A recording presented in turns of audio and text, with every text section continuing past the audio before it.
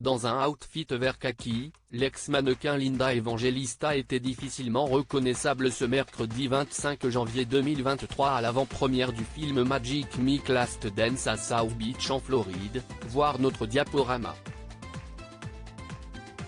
Pour rappel, après avoir disparu des radars pendant des années, l'ancienne star des podiums refaisait surface en septembre 2021 en déposant plainte contre une clinique de chirurgie esthétique, Zeltic Aesthetics Incorporée, la maison mère derrière Cool Sculpting, affirmant alors avoir été déformée du visage par celle-ci.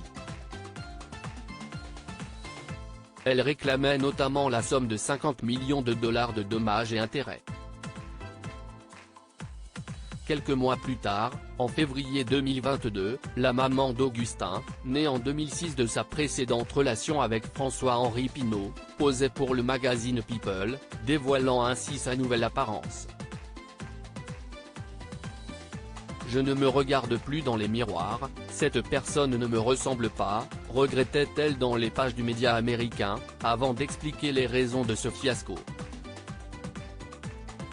Dans les 3 mois ayant suivi un traitement qu'elle prenait et qui était censé détruire ses cellules graisseuses par le froid à l'aide d'appareils approuvés par la FDA, l'agence de santé américaine, note de la rédaction, elle avait constaté que plusieurs zones de son corps se mettaient à gonfler et durcir jusqu'à s'engourdir. À savoir son menton, ses cuisses ou encore sa poitrine. Je perdais la tête, j'ai essayé de régler cela par moi-même, pensant que je faisais quelque chose de mal. Je ne suis arrivé à ne plus manger du tout, je perdais la tête, se souvenait-elle, précisant qu'après cet incident, elle était retournée chez le médecin pour lui montrer les dégâts, avant que celui-ci ne lui annonce qu'elle était victime d'hyperplasie adipeuse paradoxale. Une complication rare, qui toucherait moins de 1% des patients de Cool Sculpting.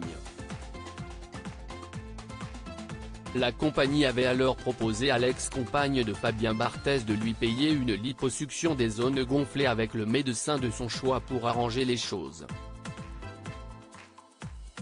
Mais devant signer un accord de confidentialité, elle avait refusé, préférant payer de sa poche 2 opérations, en juin 2016 et juillet 2017, qui ne lui ont finalement pas permis de retrouver son corps d'antan. Après ce témoignage, Linda Evangelista avait signé sa première publicité depuis son opération, pour la grande maison Fendi.